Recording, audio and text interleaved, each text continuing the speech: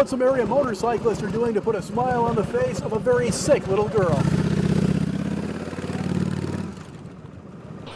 Well, Kyle Thompson says he just wants to turn his passion into a business, but he says the city is standing in his way. After 14 hours, the search is over for a missing fisherman on Saylorville Lake.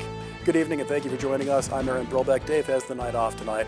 Well, investigators say the search began around midnight just north of the mile-long bridge and Lincoln access to Saylorville Lake. Well, Des Moines police have arrested a teenager who they believe shot a man to death on Friday evening. 17-year-old Keith Collins is charged with first-degree murder. His arrest came just hours after police say he shot 24-year-old Aaron McHenry just outside of a home on the 2400 block of Hickman Lane. Authorities say Collins will be charged as an adult in the case. The victim was from Rockford, Illinois. Police are not sure if he had an address here in Des Moines. Well, West Des Moines School District is proposing to rezone elementary schools for the second time in 7 years. Like our family's been going there for 30 years. So my husband went there, his little brother went there. Now our kids are going there. This afternoon, parents had the chance to share their opinions on the plans in the first of 3 public meetings. An Iowa woman sentenced to life behind bars without parole when she was just 15 years old has died. Tonight, her former cellmate talks about the lessons we can all learn from her life. Some local teens may have been exposed to chemicals while detasseling corn. Why their bus driver is so nervous about it and why the big company that hired them isn't. A spokeswoman for the Sheriff's Department refused to turn over the dash camera video of the incident, even though she acknowledges it is public information. She says first she has to run it past the county prosecutor's office, even though she also acknowledges that there's no law or regulation requiring her to do so. In the end, she said she's not releasing the video to us because she can, by law, withhold it from the public for up to 10 days.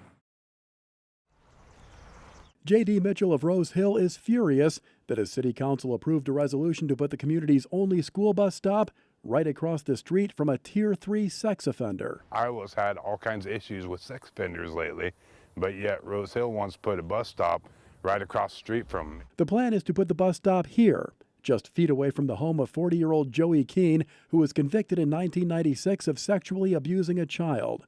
Rose Hill's mayor says he understands why some parents could be upset by the idea of having their kids wait for the school bus right across the street from a convicted pedophile. Oh, I can see where they would be, yeah. Mine are growed up and gone, so like say, it's not affecting me none. Besides, the mayor says this is no big deal. Oh, he's not like he's did nothing major, and I really don't know what he did to put a judgment against him. You know, sometimes they get that just for dumb little things. This woman doesn't think it's a dumb little thing. We're shielding her identity because Keene was convicted of raping her daughter. Oh, it's hard knowing what he did. He victimized a 2-year-old little girl. I was horrified. I couldn't believe that he had done that to a little girl. And I know if he ever had a chance again, he'd do it. I know he would. About 15 minutes after we interviewed the mayor, he came back to us and said that he misunderstood the resolution that he voted on and that it has nothing at all to do with a school bus, even though it clearly says school bus on the resolution. The mayor says that's just in case Keene ever moves away, they can put a school bus there if they want to. But again, that's not what the resolution says. There is no logic to it. I mean, it's a simple case of not really caring. You know, you're not thinking about the kids. Beer cans marked the spot where 25-year-old Leighton Fitz died after he was shot by police. Officers say he came out this door with a gun in one hand, so they were forced to shoot him. Take a look at the cell phone video. It shows state troopers and Iowa Falls police opening fire on Fitz back on April 17th, killing him. Police say Fitz never fired a shot at them, but take a closer look at this video again. You can see rounds hitting near the officer's feet, and this video shows where rounds struck the building behind state troopers. If Fitz didn't fire any rounds and there weren't any other shooters, what you're seeing in this video is cops shooting at cops, missing each other by, in some cases, just inches. Andrew Bonine shot the cell phone video and saw Fitz get gunned down. He was like this because I know he threw his cell phone at the police and he had his hands in like this and he was digging for something, I think, and the police said, pull your hands out, so he goes like this. And his hands get up right about here and then they start shooting him. According to the Attorney General's office, there were 3 officers positioned near this pickup truck, 6 across the street from Fitz, and another 4 behind the home, and witnesses say on the stairs between the home and the garage. So when police opened fire, they were essentially shooting at each other, with Fitz caught in the middle. Well, you could have cops shooting other cops. So in that case, you know, I saw a couple rounds that were near hits. So I mean, they're lucky. They're lucky to be alive. Fox says when state police noticed other officers coming up the stairs, they should have spread out so there was no chance of officers hitting officers. That's what your main goal is safety.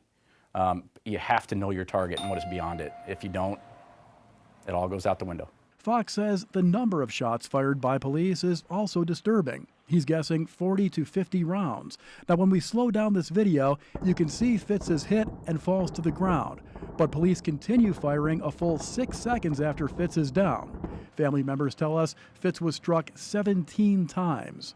After they shot him, the cops were running around. I mean, they were high-fiving each other, hugging each other, congratulating. It was like a party. Bradley Mayland is Fitz's stepbrother. He has the keychain that Fitz had in his pocket when he was shot. It has at least 3 bullet holes in it. He was on the ground when they were still shooting on him. That doesn't make sense to me. He's on the ground. Why are you still firing? If this ain't a video game, you know, they can just, hey, we can unload all our weapons on this. We finally get a situation to unload all of our weapons. It just doesn't make sense that, why does it have to be my brother that's laying there on the cold concrete?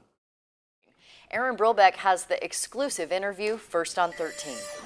It still has the buckshot all in there. Valerie Longstreth thought it would be the last night of her life. The night she answered her door to find her soon-to-be ex-husband, Randy, standing there with a shotgun. So I opened the door a little bit, and I seen him standing there with a gun, so I shut the door real quick and locked it, and I moved over a little bit, and that's when the first gunshot went through the door.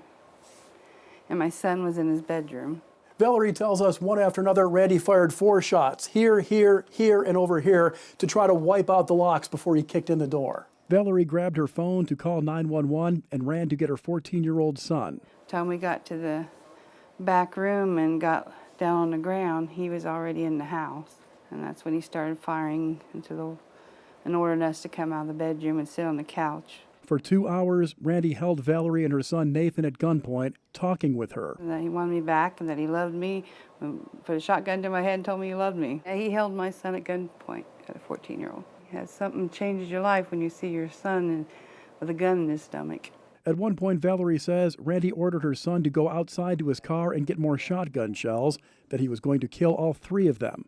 Nathan stepped outside and was grabbed by police. And then he wanted me to open the back sliding black door and shut the lights off so he could see if any cops showed up, he was going to blow away whoever came up on the patio. A few minutes later, Valerie saw her chance to escape. Told me to go get him something to drink, and when I went to the back into the kitchen to get him something to drink, that's when I slipped out the back door. For the next 4 hours, police negotiators talked with Randy, eventually getting him to give up. Trying to get him to understand that, you just need to turn himself in, put the firearms down, and come out. Valerie doesn't think this is over. She says she knows one day Randy will be out of prison. Sitting there on the couch, he says, if I go to the loony bin or the jail when I get out, I'll come back and finish it. Take a look at this. This is security video taken inside Blakesburg City Hall, showing Police Chief Bob Lewis pointing a gun toward a city councilman. Look again. Another city council member touches the chief's arm while he is leaning on the window. Then he draws his gun and points it toward a city councilman who is behind a thin door. Oh, yeah. I mean, it was stupid. Whether he knew somebody was on the other side of the door, I mean, I feel that he probably did. It was done in bad taste. It may have been supposed to be a joke, but somebody who is in a position of authority, and it's something that never ever should have been done. Now, the police chief did not respond to our request for a comment, but he tells city council he was just testing out his holster to see how fast he could draw his gun if he had to. It just doesn't seem to me that that's what you would do. He could have done it anyplace else, but you don't point it at someone.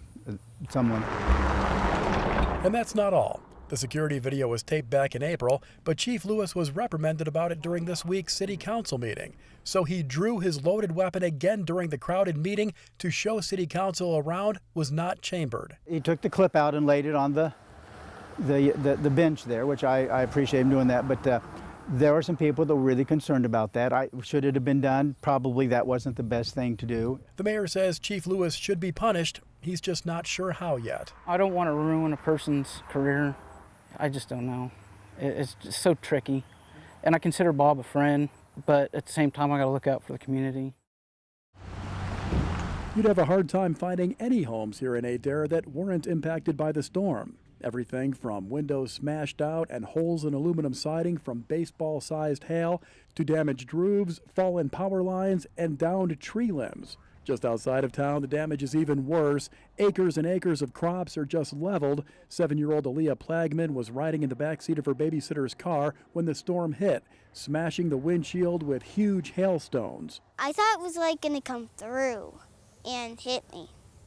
It was like being in a 3D movie. The pair pulled over, ducked down, and waited out the storm. I was sitting down with my back like this, and I covered my ears because it was so loud. Chuck Huff heard it too. He says it sounded like a machine gun as heavy hailstones pounded his home, punching hundreds of holes in the siding and blowing out windows. It came and it just started peppering the house and the roof, and it shot through the windows at such velocity that it didn't even move the blinds. It just shot right through them. The water came through, and we literally had a small creek running through the back, probably 2.5 feet high water rapids running down, and the ice is still just, collected there. Even 2 hours after the storm, these hailstones are still huge, many of them the size of a quarter or even bigger. The homeowner tells us they were much bigger than this when the storm first hit.